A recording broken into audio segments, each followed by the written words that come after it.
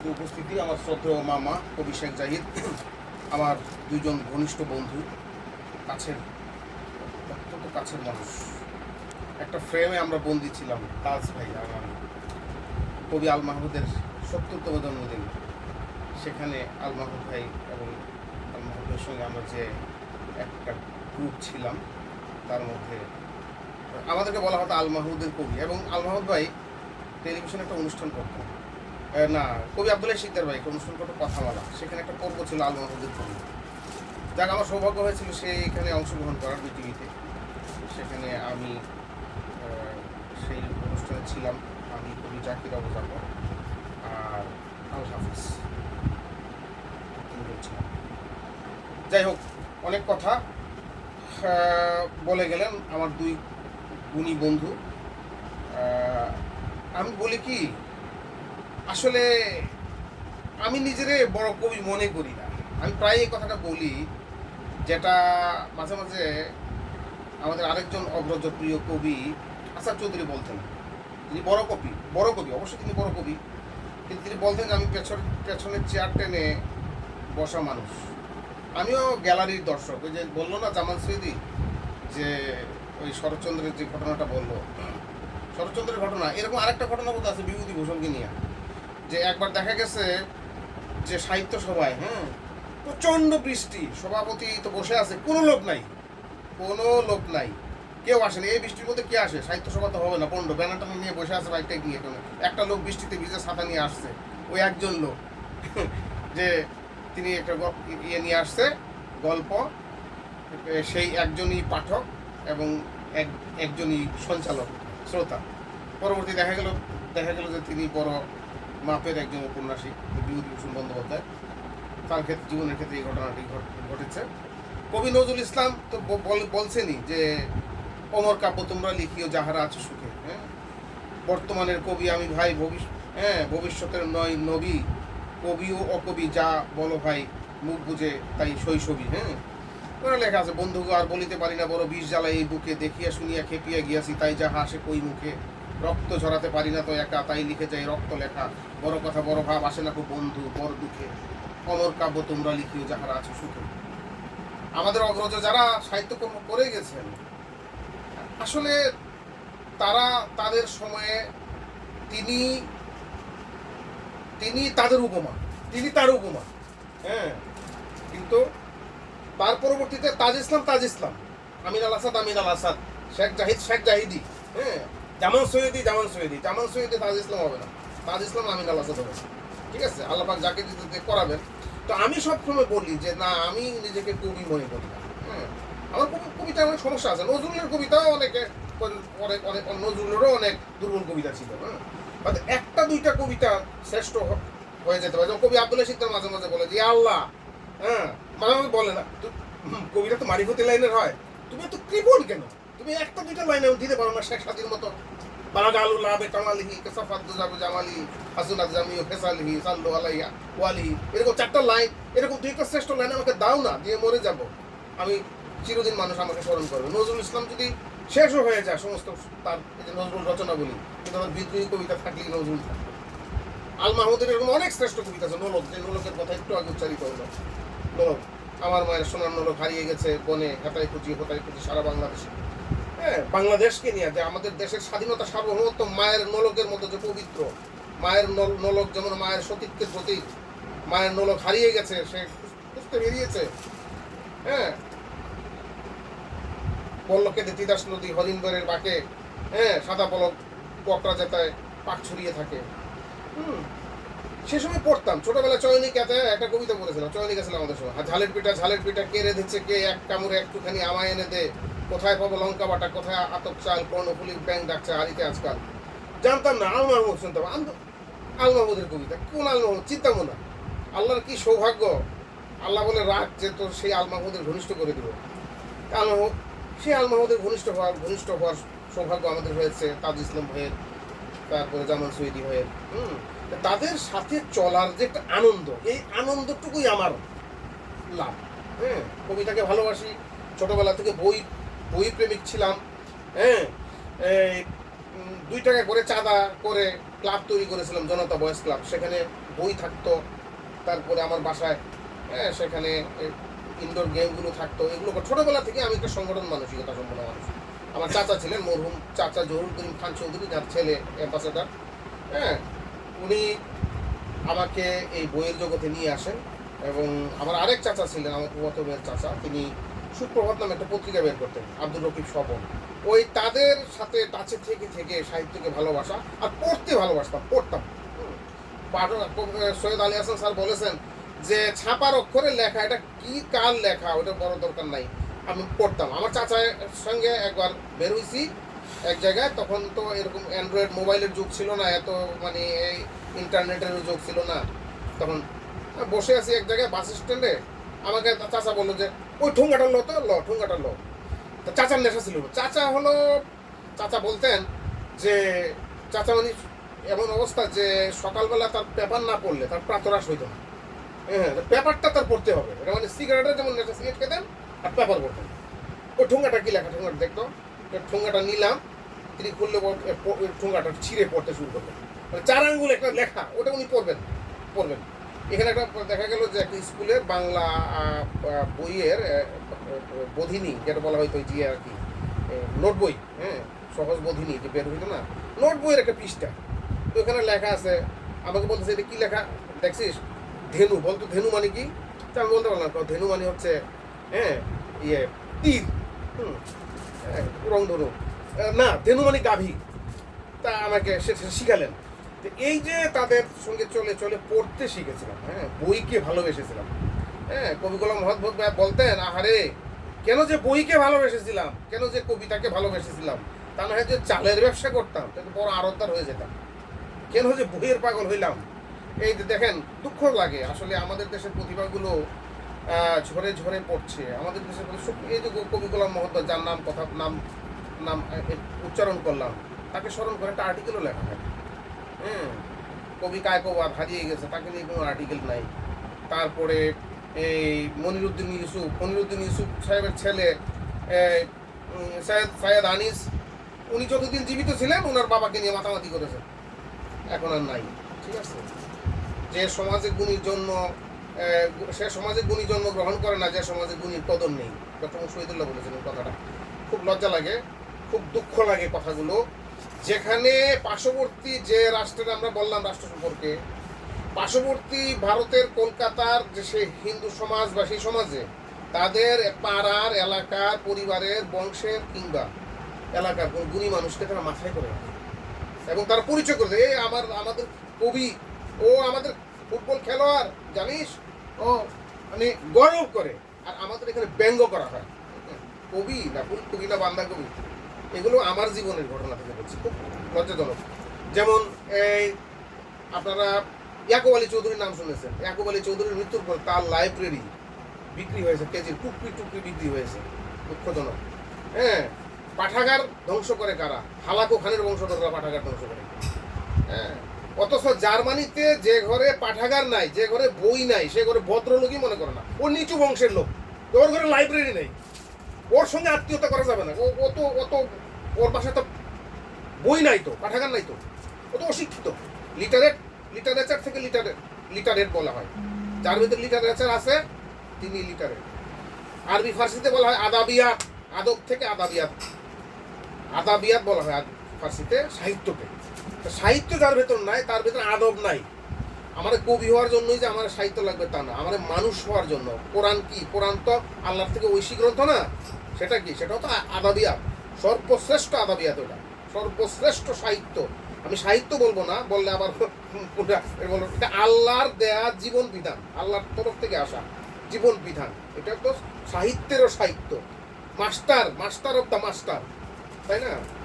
তাহলে আমাদের জীবনের জন্য সাহিত্য প্রয়োজন, আমাকে রুচিশীল মানুষ হওয়ার জন্য সাহিত্য প্রয়োজন, কবি হওয়ার জন্যই নয়।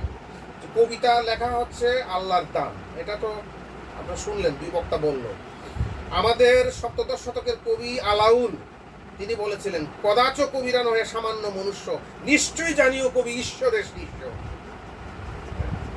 এটার ব্যাখ্যা করে নিলে আবার অনেকে আমাদের ফতোয়া দিয়ে দিতে পারে, কিন্তু না, কথাগুলো সত্য। নবীদের প্রতি ওহী আসে, কিন্তু কবিদের প্রতি একটা ইশারা আসে। এই যে সৎ কবিদের প্রতি সৎ এলহাম আসে, আর যারা প্রতাদ্রোহী কবি বা ওই পক্ষের কবি তাদের ভিতরে শয়তানের ওয়াসওয়াসা আসে। কিন্তু আপনি যদি মুমিন কবি হন শেখ সাদির মতো, তাহলে আল্লাহ রাসূল আসে স্বপ্নে ধরা দেবেন, বলবেন যে কি হবে বন্ধু লেখো সাল্লু আলাইহি ওয়া আলিহি। ঠিক আছে, আল্লাহ রাসূল এগুলো পড়া হয় না, হাদিস গ্রন্থগুলো পড়া হয় না। মতিউর রহমান মল্লিক ভাইয়ের আমরা কাছে ছিলাম তো, তখন ওনার ছোঁয়ায় আমরা এগুলো খুঁজে খুঁজে বের করেছি। এখন এখন চর্চা হচ্ছে পরবর্তীতে ইসলামিক ফাউন্ডেশন থেকে বই বেরিয়েছে কবিতা সম্পর্কে রাসূলের ধারণা এনে অ্যানালাইসিস হয়েছে। এই কাজটা করেছে মতিউর রহমান মল্লিক। হ্যাঁ, এগুলো করার পরে এখন এগুলো অ্যানালাইসিস হচ্ছে কবিদের সম্পর্কে রাসূল সাল্লাল্লাহু আলাইহি ওয়াসাল্লাম কি মন্তব্য করে। এই যে আমি একটা পড়ে আছি না, এটা তো ফিলিস্তিনিদের প্রতীক আর কি। এ ধরনের একটা উত্তরীয় পড়িয়ে দেওয়া হয়, দেখবেন কালচারাল অঙ্গনে। কিন্তু এই কালচারটা বলা হয় যে এটা ওদের থেকে আসছে, কিন্তু না, এটা ইসলাম থেকে আসছে। আল্লাহ রাসূল সাল্লাল্লাহু আলাইহি ওয়াসাল্লাম আব্দুল্লাহ বিন রাওয়াহাকে সঙ্গী করতেন। কাকে দিয়েছিল? লবিদকে মনে হয়, লবিদ। হাসান বিন সাবিতকে তো মিম্বর বানাই দিয়েছেন, কিন্তু লবিতের কবিতায় খুশি হয়ে আল্লাহ রাসূল সাল্লাল্লাহু আলাইহি ওয়াসাল্লামের গায়ের থেকে চাদর তার কাঁধে পরাই দিয়েছিলেন। গায়ের চাদর উপহার দিয়েছিলেন আল্লাহ রাসূল কবিকে, তার কবির মর্যাদা দিয়েছিলেন, কবিকে সফর সঙ্গী করেছিলেন। আল্লাহ রাসূলের অনেক সাহাবী কবি ছিলেন। হ্যাঁ, হযরত রাসূলের শানে কবিতা, আবু বকরের কবিতা ছিল, হযরত উসমানের কবিতা ছিল, আলী রাদিয়াল্লাহু আনহু দিওয়ানি আছে, হযরত দিওয়ানি আলী, বিশাল গ্রন্থ, কাব্যগ্রন্থ। হযরত ফাতেমা সালামুল্লাহ আলাইহা কবিতা লিখেছেন, কবিতার চর্চা করেছেন। আয়েশা সিদ্দিকা রাদিয়াল্লাহু হাজার হাজার কবিতা, শত শত কবিতা তার মুখস্থ ছিল। তো কবিতা আসলে ইয়ের জিনিস না। আল্লাহ রাসূলকে আল্লাহ কবিতা শেখান নাই, এটা বলাই হয়েছে। কারণ রাসূল সাল্লাল্লাহু আলাইহি ওয়াসাল্লামের যুগে কোরআন যখন নাজিল হয়, তখন যুগটা ছিল কবিতার যুগ। সকল যুগে যে বিষয়ের প্রাধান্য ছিল, সেই বিষয়ে মুজিজা দিয়ে নবীকে পাঠানো হয়। যেমন ঈসা আলাইহিস সালামের সময় চিকিৎসা বিজ্ঞানের প্রাধান্য ছিল, তখন আল্লাহ রাসূল ঈসা আলাইহিস সালামকে এমন গুণ দিলেন যে তিনি যা বলতেন স্পর্শ করলে রোগী ভালো হয়ে যেত। ঠিক তদ্রুপ দাউদ আলাইহিস সালামের যুগে ইঞ্জিনিয়ারিং বিদ্যার, লৌহ বিদ্যার মানে জয়কার ছিল। তখন দাউদ আলাইহিস সালামকে আল্লাহ পাক সেই মুজিজা দিলেন যে তিনি যখন হাত দিয়ে স্পর্শ করতেন লোহা গলে যেত, তো লোহা দিয়ে তিনি জিনিস তৈরি করতেন, ফলে ইঞ্জিনিয়ারিং বিদ্যাকে পর্যদস্ত করে দিল। ঠিক তদ্রুপ আরবে যখন কাব্য চর্চার শীর্ষ চলছিল, আল কোরআনের শিল্প সৌন্দর্য একটা বই আছে সৈয়দ কুতুব শহীদের, ওটার মধ্যে দেখবেন আপনারা পড়লে যে কোরআন কিভাবে পর্যদস্ত করে দিয়েছিল এই সমস্ত সাহিত্যকে। এই মানে যে সাহিত্যগুলো অশ্লীল সাহিত্য ছিল, যে সাহিত্যগুলো জাহিলি সাহিত্য ছিল, সেগুলোকে পর্যদস্ত করে আল কোরআন সেখানে নিয়ে আসলো আল্লাহর বাণী। হ্যাঁ, সেই বাণী যখন টানিয়ে দেওয়া হলো কাবা ঘরে, সূরা কাউসার টানিয়ে দেওয়া হলো যে তোমরা এর মতো একটা লাইন লেখো, তারা পারলো না। তখন তারা স্বীকার করলো যে তারা মাদ্রাসায় পড়ছেন, তারা জানেন ওই লাইনটা, আমার লাইনটা এই মুহূর্তে মনে নাই, যে এটা আল্লাহর এটা মানুষের রচিত কোনো কিতাব নয়। ঠিক আছে, তো সেই যুগে কবিতা ছিল, কবিতার দুই পক্ষ ছিল। আর শুআরা নামে একটা সূরা আছে, সূরার মধ্যে বলা হয়েছে যে ওই তুমি কি দেখো না ওই সমস্ত লোক যারা বিভ্রান্তির উপত্যকায় ঘুরে বেড়ায়, তারা নিজেরাও বিভ্রান্ত, অন্যকেও বিভ্রান্ত করে। এই কথা শোনার পরে মদিনার মুসলিম কবিরা আল্লাহ রাসূলের কাছে ছুটে আসলেন, ইয়া রাসূলুল্লাহ, তাহলে আমরা কি করলাম সারা জীবন? আমরা নিজেরাও বিভ্রান্ত, অন্যরা বিভ্রান্ত করি? রাসূল বললেন, না, এটা তো তুমি পুরা পড়ো নাই, প্রথমটুকু শুনলেই হতাশ হয়ে গেছো, নিচের পরেরটা পড়ে দেখো, পরের অংশে লেখা আছে ইল্লাল্লাযিনা আমানু ওয়া আমিলুস সালিহাত, যারা ঈমান এনেছে, সৎকর্ম করেছে এবং তারা অত্যাচারিত হওয়ার পর প্রতিশোধ গ্রহণ করেছে, আল্লাহর রাস্তায় জিহাদ করেছে। সত্যের পক্ষের কবি তারা নয়, তাদের পক্ষে না, তাদেরকে আল্লাহ সুসংবাদ দিয়েছেন।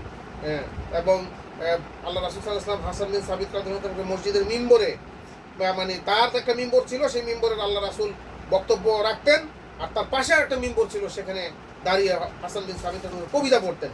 হ্যাঁ, একবার মদিনায় এইভাবে ইসলামের বিরুদ্ধে কাব্য চর্চা শুরু হইল, তখন আল্লাহর রাসূল সাল্লাল্লাহু আলাইহি ওয়াসাল্লাম আহ্বান করলেন, মিটিং ডাকলেন, যে কার পক্ষে সম্ভব যে এই সমস্ত কুৎসা রচনাকারীদের বিরুদ্ধে এরকম মানে দ্ব্যর্থহীন, এরকম ধারালো শব্দমালার কাব্য উপহার দেবে। তখন প্রস্তাব উঠলো আব্দুল্লাহ বিন রাওয়াহাকে দিয়ে, বললেন, না, তোমাকে দিয়ে সম্ভব নয়। হযরত আলী নাম বললো, আলী তুমি বসো, তোমার দ্বারা সম্ভব নয়। আল্লাহ রাসূল প্রস্তাবটা, আল্লাহ রাসূল জানতেন কাকে দিয়ে করা হবে, কিন্তু তারপরে আল্লাহ রাসূলের এই যে তরিকা, মজলিস থেকে কথাটা উঠে আসুক, তখন হাসান বিন নামের উচ্চারণ হল, হ্যাঁ আমি জানি তার পক্ষেই সম্ভব। হ্যাঁ, তার জিহ্বা তো সিংহের গর্জনের মতো। এটা তো আমরা জানি, উনিও জানে, আমরা সবাই জানি একই কথা। কোরআনেও তো একই কথা, হেদায়েতমূলক কথা, একই কথা আমরা বারবার উচ্চারণ করব। তো সেই আল্লাহ রাসূল দেখা গেছে যে কবিদেরকে মর্যাদা দিয়েছে। তাহলে আমরা এখান থেকে পেলাম কি? কবিদেরকে সম্মান করা আল্লাহ রাসূলের সুন্নত, কবিদেরকে ভালোবাসা আল্লাহ রাসূলের সুন্নত। কিন্তু আমরা কি করি? আমরা এই বইগুলোকে মনে করি এগুলো আবর্জনা। কাব্য চর্চা করছে, ওগুলো না করে যদি মনে করেন যে ইয়ে হতো, মানে এই সময়টা তাস খেলে সময় কাটাচ্ছে, সারাদিন মুভি দেখতেছে, সময় কাটাচ্ছে, ওইটা তার সমস্যা নাই। কিন্তু আমরা সাহিত্য চর্চা করি, জ্ঞান চর্চা করি, এটা সময় নষ্ট হয়ে গেছে, অপচয়। ওটা না করে অর্থের পিছনে ঘুরলে ভালো হইতো, ব্যাংকিং ডিপ্লোমা করলে একটা প্রমোশন হইতো, ওটা করে নাই।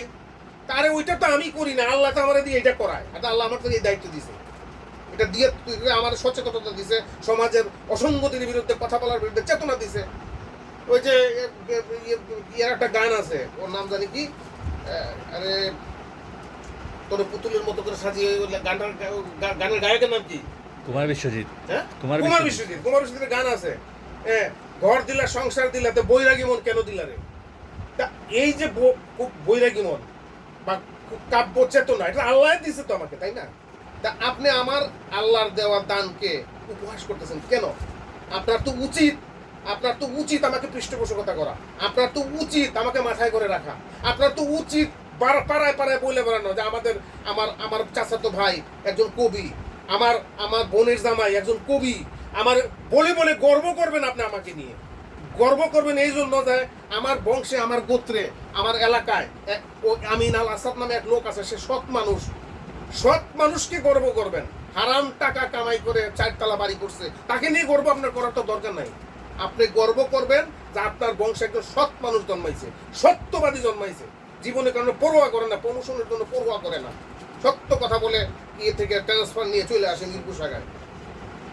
আবেগী হয়ে গেছি ভাই, কথাগুলো ওগুলো জমে আছে আপনাদের সামনে বলার জন্য।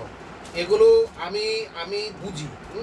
বলে বাটখারা চিনো না, ওজনে কোন দিলে ঠিকই বুঝি। আমার জন্ম যে জায়গা হয়েছে, যে জন্ম বংশ বলেন, এই বংশ বলেন, আমার সমাজ বলেন, আমার অফিসে বলেন, আমার অফিসে যখন চাকরিতে আমি জয়েন করছি তখন তো মানে কারো সাথে আমার ইয়ে ছিল না, তখন জানতো কবিতা লিখছি, কাজের মধ্যে ভুল হলে বলতো আর ভাই কবিতাটা বাইরে লেখা আসেন। আরে ভাই, আজিজ সাহেব ভুল করছে, তারে তো এই কথা বলেন না, তারে একটা ধমক দেন, এই ভুল করছেন কেন? আর আপনি আমার ধমক দেন প্লাস আর লাগান কেন আমার কবিতার ভিতর, কবিতাটা বাইরে রেখে আসেন। এটা কি করলেন? আমার একটা ঠেস মারলেন, কেন মারলেন? এটা কি অপরাধ? আমাকে মারলেন কেন? আমাকে বলতেন এর ভুল করছেন কেন, যুদ্ধ করে করেন, এই পর্যন্ত থাকেন, দাঁড়িয়ে দেন, এরপর আরেকটা লাইন লাগাইছেন, কবিতাটা বাইরে রেখে আসেন। কেন করেন এটা? কেন উপহাস করেন? এগুলো বহু কষ্টের কথা ভাই, অনেক কষ্ট আছে, আমিও আশঙ্কায় আছি। আমার মৃত্যুর পরে আমার লাইব্রেরি এগুলো কেজি দরে দরে বিক্রি হয়ে যাবে, আমি জানি, কিন্তু এগুলো আমি কাউকে বোঝাতে পারতেছি না, এবং কেউ আমার এটার সমজদার না। এইটাই আমার দুঃখ এবং আমার অসুস্থতা, আমার সব কিছুর সংকটের মূল হচ্ছে আমার এইটা, আমার চিন্তা। আমার ছোটোবেলা থেকে আমি এক সময় নিগৃহীত ছিলাম, আমি নানান ফ্রাস্ট্রেশনের ভিতর ছিলাম। আমার পরিবার, আমার নিজের জন্মদাতাও নিয়ে এক সময় আমাকে অবিশ্বাস করতো। পরবর্তীতে যখন দেখলেন যে না, আমার কবিতা, আমার যা কিছু অর্জন কিন্তু এই কবিতার জন্য। এই সাহিত্য না চর্চা করলে আল মাহমুদের সাথে পরিচয় হতো না, এই সাহিত্য না চর্চা করলে আমি মল্লিকের সঙ্গে পরিচয় হতো না, এই সাহিত্য চর্চা না করলে ইকবাল গবেষক ডক্টর ওয়াহিদের সঙ্গে পরিচয় হতো না, তাহলে ইসলামী ব্যাংকে আমার চাকরিও হতো না। তার সাহিত্য আমার দিল না। এই সাহিত্য, ইভেন দ্যাট আমার মেয়েকে ভর্তি যে করছে ইয়েতে, এই মার্কস মেডিকেল কলেজে, সেটাও আমার এই কবিতার জন্য। এই কবিতা না হলে আমাকে এই মাহবুবের সাথে পরিচয় হইতো না। আর মাহবুবের সাথে পরিচয় না হলে শাহ আব্দুল হান্নান স্যারের যে ভাতিজা ইবনে সিনার যে vice principal doctor খলদুন Al Mahmud, তার সাথে পরিচয় ছিল, কিন্তু আমাকে মাহবুব ভাই নিজে সিএনজিতে করে আমার মেয়ের শহর নিয়ে চলে গেছে। সেখানে গিয়ে খলদুনকে বলছে, আমার কাঁধে হাত রেখে, দেখো খলদুন, আমি আলাসা, আমার ভাই, ওর মেয়ের তুমি একটা ব্যবস্থা করো। তো এগুলো বলে যাই কেন? দুইজনকে সাক্ষী রাখলাম, আমরা সবাই একই আদর্শের সহযোদ্ধা। যে কবিতা আমাকে অনেক কিছু দিয়েছে, কি দেয় নেই আমার, অনেক কিছু দিয়েছে। এই কবিতা আমাকে 7টা দেশ ঘুরাইছে, এই কবিতার কারণে। বুঝছি না, নিজের পয়সায়, কোথাও নিজের পয়সা দিয়ে ঘুরছি, কোথাও নিজে বিমান দাওয়াতে গেছি তো, কবিতা আমাকে কবিতার জন্যই, কবিতা করি দেখেই তাজ ভাইয়ের সাথে আমার সম্পর্ক, কবিতা করি দেখেই তার সাথে আমার সম্পর্ক, তারা আমাকে আসে। আর নাহলে আমি যদি অন্য পেশার থাকতাম, মাতালে মাতাল খোঁজে, তাই না, কি যেন মাতালে মাতাল চিনে কুমুরি চিনে মাটি, তাই না, এরকম একটা কথা আছে। তো যাই হোক, কথা আর বাড়াচ্ছি না। এই অনেক কষ্ট করে তাজ ভাই এসেছেন, সেই তার ব্যবসা প্রতিষ্ঠান ফেলে রেখে সেই আমিনবাজার থেকে আমাকে ভালোবেসেই এসেছেন। সেও এসেছেন, সে আমার কাছেই থাকেন, আমি সবসময় তাকে আমি পাই, ছোটোবেলা থেকেই পাই, সেই 90 দশকের শুরু থেকে এই জামান সৈয়দি, তারপর অনিরুদ্ধ আলম সহ আমরা এই মিরপুরে আমরা বলতাম মিরপুর বাহিনী। আমরা যখন ফুলপুরিতে যেতাম আমাদেরকে বলতো যে মিরপুর বাহিনী আসছে, একটা গ্রুপ, একটা ঝাঁক আমরা যাইতাম। নুরুজ্জামান ফিরোজ, নুরুজ্জামান ফিরোজ ইনশাল্লাহ এখন প্রতিষ্ঠিত হয়ে গেছে, ভালো, সবাই সুখে থাকুক, সবাই প্রতিষ্ঠিত হোক। ভাই আমি ভাই কাউকে হিংসা নিন্দা করি না ভাই, আমার হিংসা নিন্দা নাই।